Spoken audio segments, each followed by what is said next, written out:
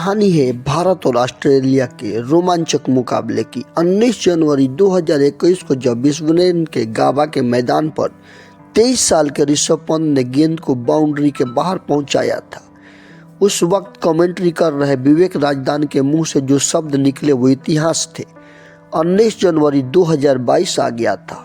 वो शब्द तब से अब तक अनंत बार दुनिया में गूंज चुके थे। शायद जो कहानी थी वह इससे बेहतरीन शब्दों में बयां नहीं की जा सकती थी। कोरोना काल में 2020 बीत गया, किसी को पता नहीं चला समय कैसे बीता। उस साल के अंत में क्रिकेट फैंस के बीच एक उम्मीद थी जो जोश पैदा करती थी। वह भारत का ऑस्ट्रेलिया दौरा था।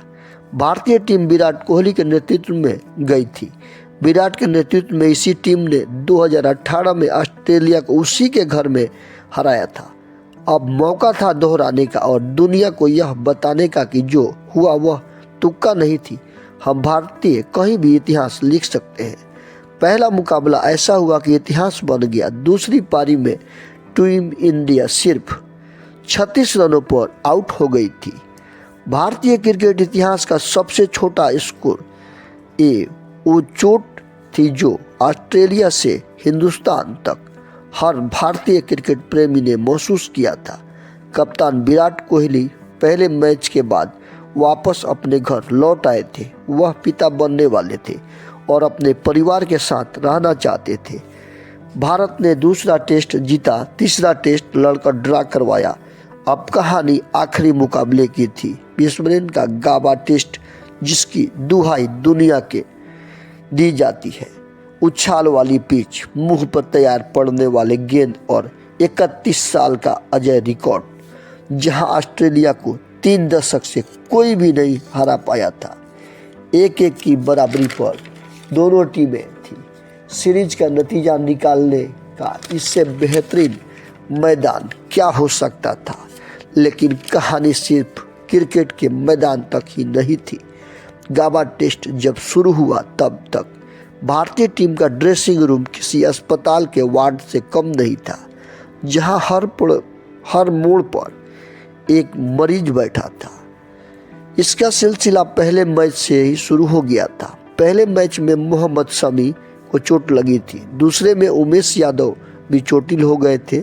तीसरे में अश्विन और जडेजा, जसप्रीत बुमराह चोट लगवा बैठे थे। ईशांत शर्मा चोट की वजह से नहीं आए थे। प्लेइंग 11 में खेलने वाले आधे खिलाड़ी नहीं थे। अजिंक्य रहाणे के नेतृत्व में भारतीय टीम मैच जीतने की नहीं, 11 खिलाड़ियों की टीम बनाने की चुनौती थी। ऐसे में आखिरी बाण निकाला गया, यानी जो खड़ा है आखिरी दम तक लड़ेगा। ऐसे खिलाड़ियों को खिलाया गया जो इस दौरे पर सिर्फ इसलिए आए थे कि जो नेट्स में केवल बल्लेबाजों को गेंद डाल सके। ब्रिस्बेन में गाबा मैदान में उस दिन भारत की तरफ से 2 खिलाड़ियों ने डेब्यू किया था। कुछ ऐसे भी खिलाड़ी थे जो दूसरा या तीसरा टेस्ट मैच खेल रहे थे। टी नटराजन और वाशिंगटन सुंदर डेब्यू करने वाले 2 खिलाड़ी थे।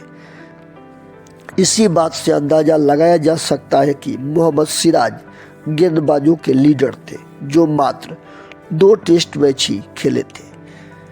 पहले बल्लेबाजी ऑस्ट्रेलिया ने किया, जिसने 369 का स्कोर खड़ा किया था। टीम नटराजन ने पहले मैच की पहली पारी में 3 विकेट निकाला लिया। भारतीय टीम का हौसला बुलंद था। रोहित शर्मा और शुभमन गिल ओपनिंग करने आए, लेकिन भारतीय टीम को शुरुआती झटका लग गया था। मात्र 186 के स्कोर पर 6 विकेट गिर चुका था। अब अगर कोई विकेट गिरता तो पहली पारी में पिछड़ने का डर था। इसके बाद वाशिंगटन सुंदर और शार्दुल ठाकुर ने बीच शतकीय साझेदारी हुई। Mitchell Starc, PAT Cummins, Josh Hazlewood की तेज गेंदबाजी के सामने 2 भारतीय युवा बल्लेबाज टिके रहे। दोनों ही बल्लेबाजों ने हाथ खोले। क्रिकेट के किताब में आने वाले हर शॉट को उसी नजाकत के साथ खेला। बिल्कुल जमीन पर गिर चुकी भारतीय टीम एक बार इस मैच में वापसी कर रही थी। दोनों ने भारतीय टीम का स्कोर 300 के पार पहुंचाया था। विकेट गिरा और फिर देखते ही देखते पूरी टीम 336 पर ऑल आउट हो गई थी। दूसरी पारी में मोहम्मद सिराज का जादू चला। मोहम्मद सिराज ने अपने हर गेंद पर ऑस्ट्रेलिया के बल्लेबाज को परेशान किया। इस मैच में शानदार प्रदर्शन करते हुए 5 विकेट लिया था। मोहम्मद सिराज के लिए यह दौरा हमेशा याद रहेगा। इसी सीरीज में टेस्ट में मोहम्मद सिराज ने डेब्यू किया था। ऑस्ट्रेलिया के दर्शकों ने मोहम्मद सिराज को आपत्तिजनक टिप्पणी किया था। 5 विकेट लेने के बाद जब ड्रेसिंग रूम में जाती हुई भारत की टीम का अगुवाई कर रहे थे और गेंद हाथ में लेकर ग्राउंड में लहरा रहे थे, उसने बीते हुए महीने के गमों को भुला दिया था। भारतीय टीम को यह मुकाबला जीतने के लिए 98 ओवर में 324 का लक्ष्य मिला था। रोहित शर्मा जल्दी आउट हो गए।